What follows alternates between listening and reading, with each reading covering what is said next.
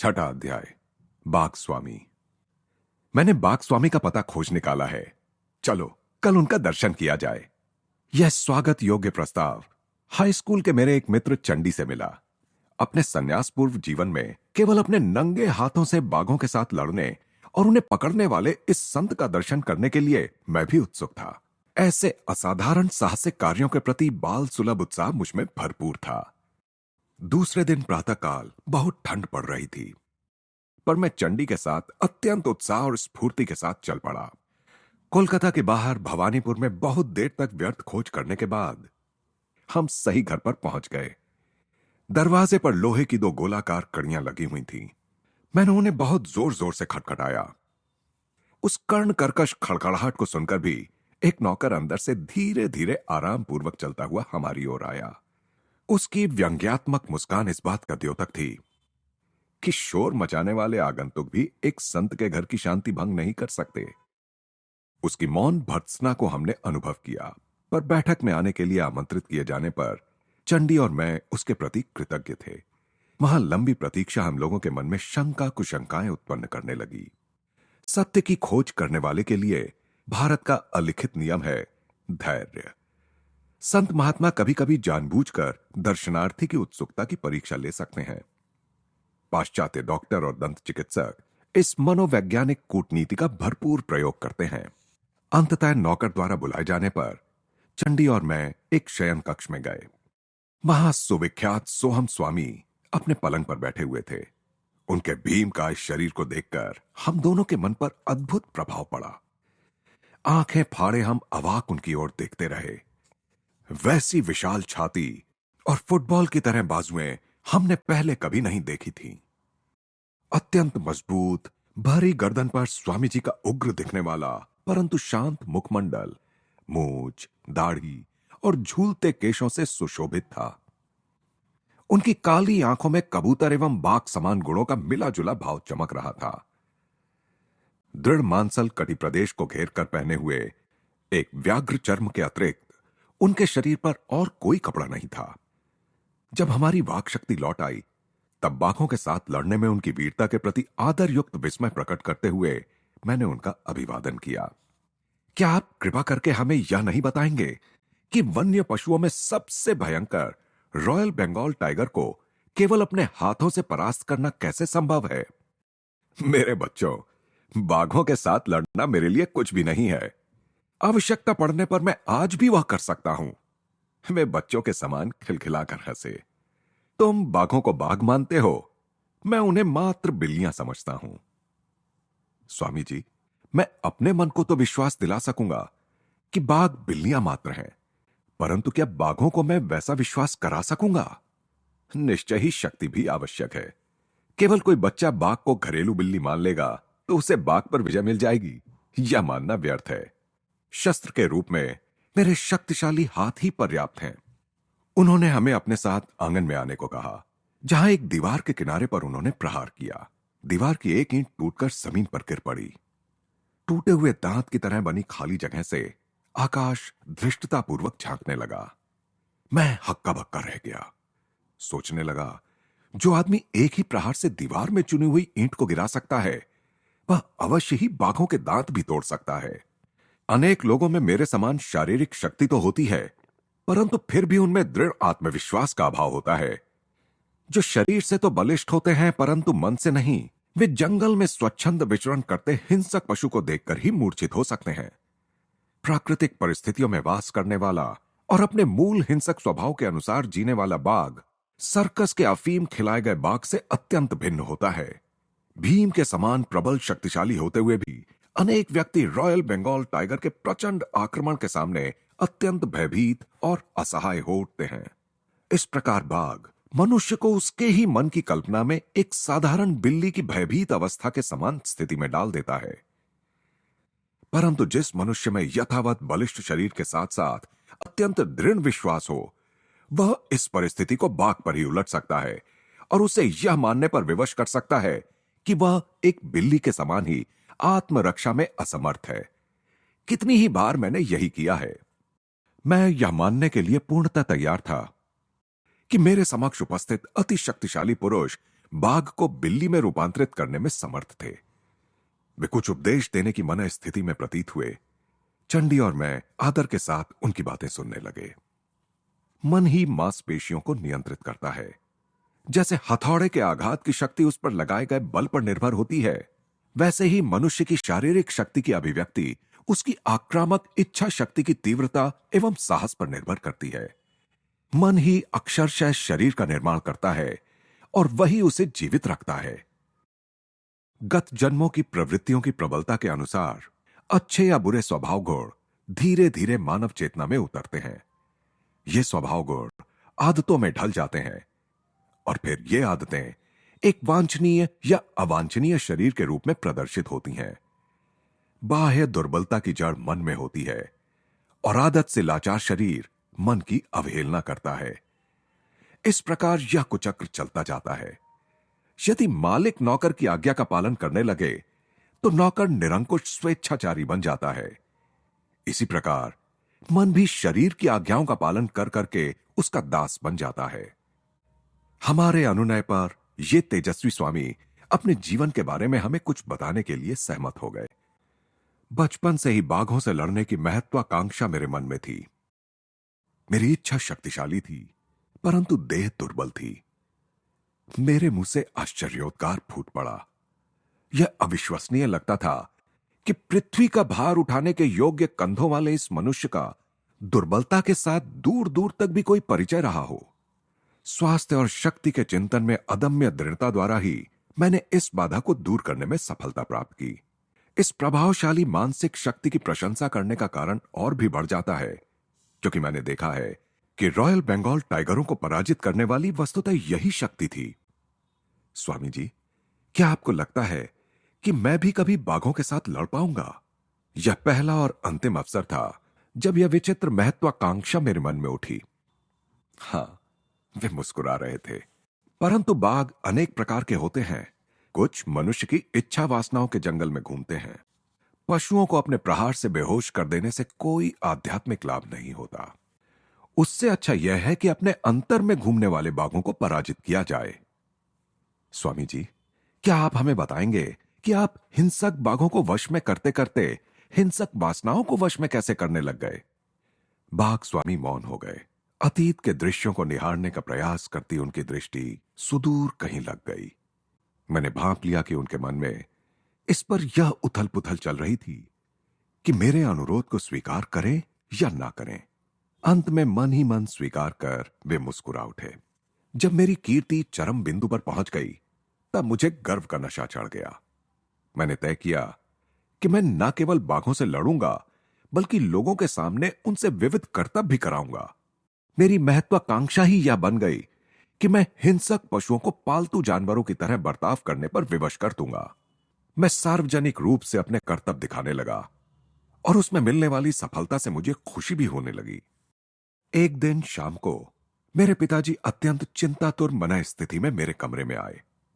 बेटा, मैं तुम्हें सावधान करने आया हूं। कर्म की चलती चक्की से उत्पन्न होकर आने वाले अमंगलों से मैं तुम्हें बचाना चाहता हूं। क्या आप भाग्यवादी हैं पिताजी? अंधविश्वास से क्या मेरी गतिविधियों के शक्तिशाली प्रवाह को अवरुद्ध होने देना चाहिए? मैं भाग्यवादी नहीं हूं बेटा, परंतु पवित्र शास्त्रों में कहे गए प्रतिफल के नियम में मेरा विश्वास है। वन्य समुदाय में तुम्हारे विरुद्ध आक्रोश व्याप्त है। यह आक्रोश कभी भी तुम्हारी जान के लिए खतरा बनकर सामने आ सकता है। पिताजी, आप मुझे आश्चर्य में डालते हैं। बाघ क्या होते हैं आप अच्छी तरह जानते हैं। सुंदर परंतु निर्दयी। कौन जाने मेरे प्रहार उनकी ठोस बुद्धि में शायद कुछ उदारता के विचार भर सकें। उन्हें सभ्य शिष्टाचार सिखाने के लिए ही मैं जंगल विद्यालय का प्रधानाध्यापक बना हूं। पिताजी, कृपया आप मुझे बाघों को पालने वाला बाघ पालक माने, बाघ हत्यारा नहीं। मेरे ये सत्कर्म मेरा अनिष्ट कैसे कर सकते हैं? मैं आपसे प्रार्थना करता हूं कि आप मुझे अपने जीवन का मार्ग बदलने की आज्ञा ना दें।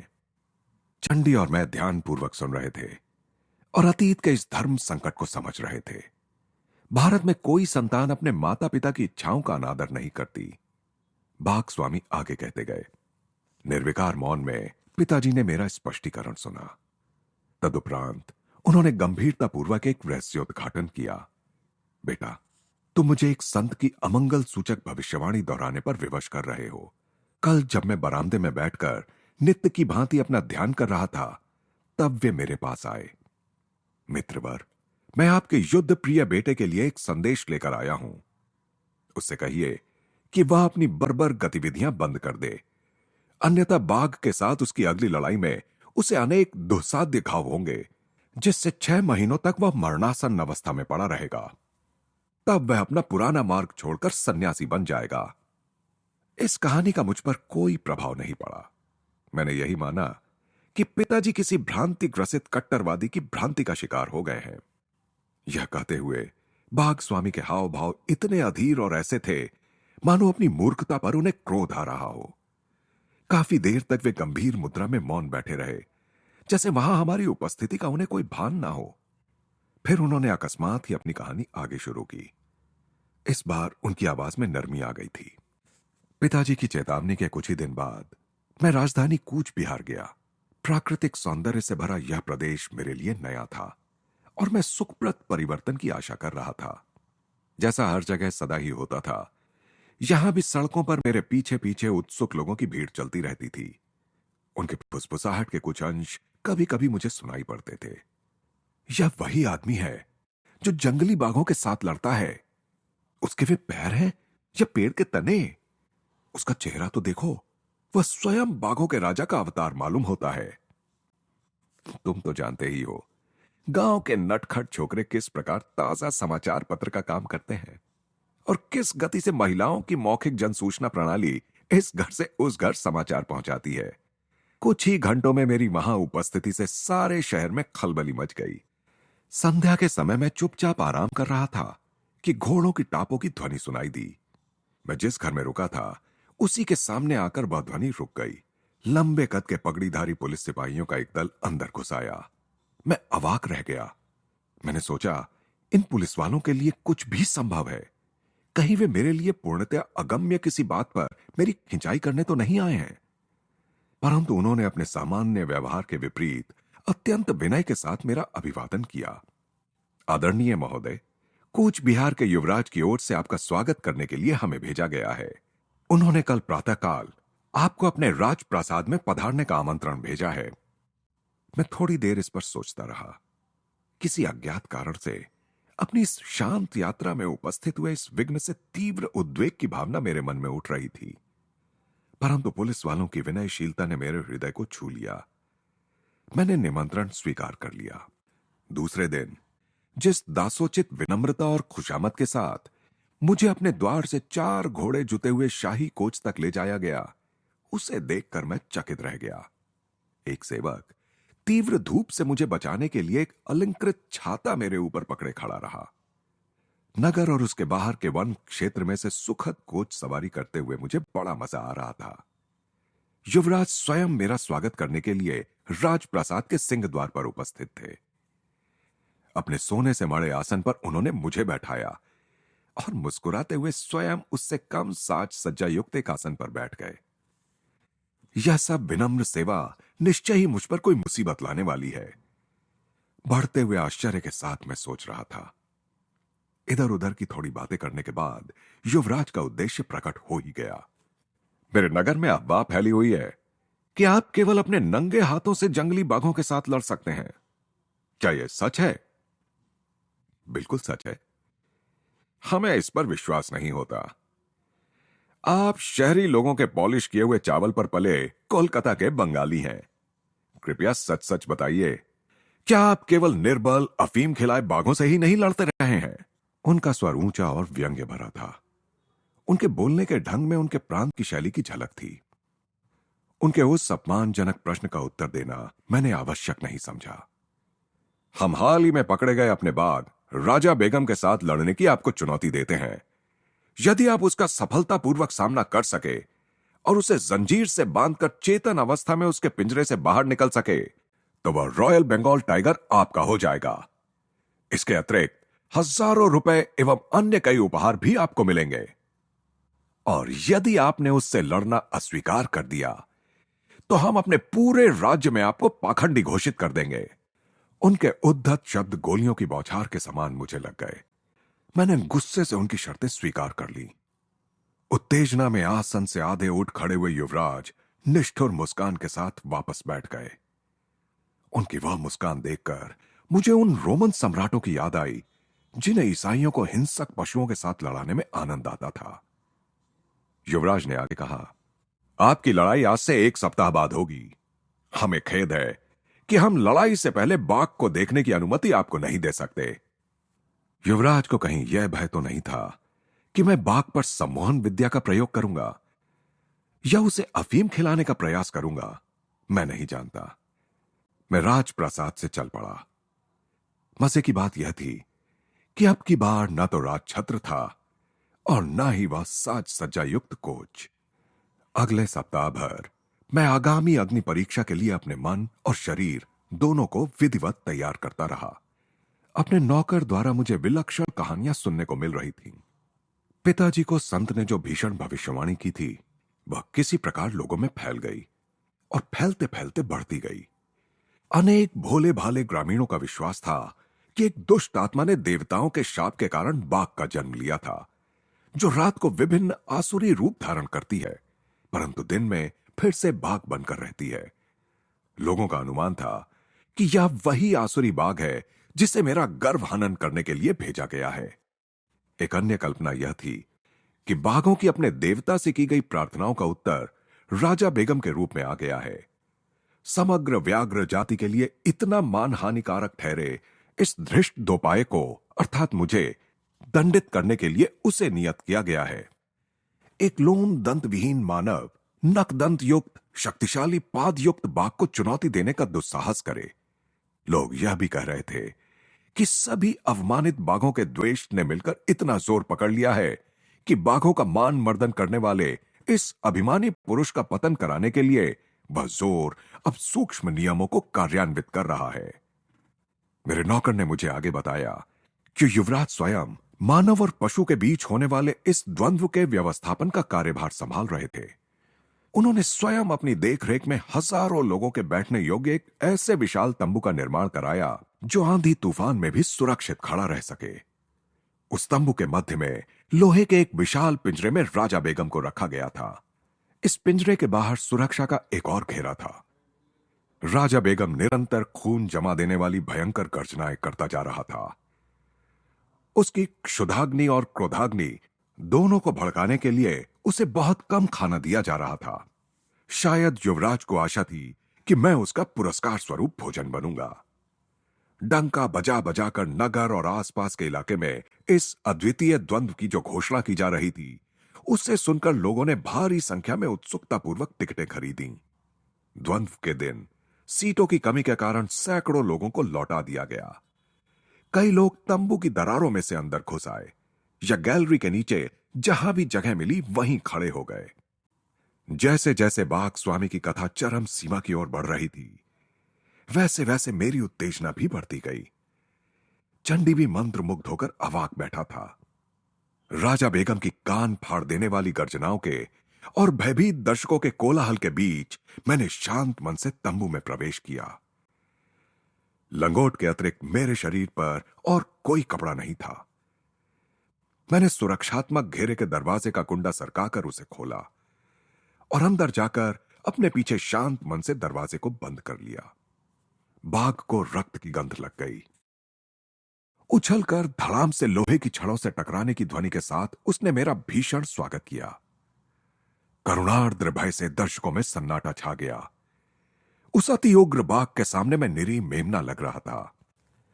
पलक झपकते ही मैं उसके पिंजरे में घुस गया, परंतु जैसे ही मैंने दरवाजा बंद किया राजा बेगम उछलकर सीधा मेरे ऊपर आ गया। मेरा दाहिना हाथ बुरी तरह क्षत विक्षत हो गया। बाघ के लिए परम स्वादिष्ट मानव रक्त की प्रचंड धाराएं गिरने लगीं। संत की भविष्यवाणी के सत्य होने के आसार नजर आने लगे। इस प्रकार की गंभीर चोट मुझे जीवन में पहली बार आई थी, पर मैं तुरंत उससे संभल गया। रक्त रंजित अंगुलियों को लंगोट में घुसाकर मैंने उन्हें छिपा लिया और बाएं हाथ से एक हड्डी तोड़ प्रहार बाघ पर किया। बाघ लड़खड़ाकर पीछे हट गया, पिंजरे के अंत तक पीछे गया, फिर पलटकर अत्यंत गुस्से के साथ पुनः मुझ पर झपटा। मेरे सुविख्यात मुष्टि शासन के प्रहार उसके सिर पर बरसने लगे। परंतु राजा बेगम को रक्त का जो स्वाद लग गया था, उसने उसी प्रकार उन्मत्त कर दिया था जैसे दीर्घ काल तक शराब से वंचित रहने वाले शराबी को शराब का पहला घूंट उन्मत्त कर देता है। बीच बीच में कान बैठा देने वाली दहाड़े मारते हुए उसके आक्रमणों की उग्रता बढ़ती ही जा रही थी। उसके दांतों और नखों के आगे मेरा केवल एक हाथ से बचाव करना अपर्याप्त पड़ रहा था और मेरी आत्मरक्षा प्रणाली अभेद्य नहीं रह पा रही थी। परंतु मैं भी तिल मिलाने वाले प्रहार उस पर करता गया। दोनों ही रक्त रंजित होकर जीवन मरण का युद्ध लड़ रहे थे। पिंजरे में कोलाहल था, चारों दिशाओं में रक्त के छींटे उड़ रहे थे। बाघ के गले से पीड़ा और खूनी प्राण पिपासा के चीत्कार फूट रहे थे। गोली चलाओ, बाघ को मार डालो, दर्शक चीख रहे थे। मानव और पशु इतनी तेज गति से हिल रहे थे कि एक सिपाही की गोली भी निशाना चूक गई। मैंने अपनी सारी संकल्प शक्ति एकत्र की और भीषण गर्जन के साथ उसके मस्तक पर एक अंतिम खोपड़ी तोड़ प्रहार किया। बाघ गिर गया और ठंडा होकर पड़ा रहा। पालतू बिल्ली की भांति मैं बीच में ही बोल पड़ा। स्वामी जी खिलखिलाकर हंस पड़े। फिर उन्होंने तन्मय कर देने वाली अपनी कहानी को आगे बताना शुरू किया।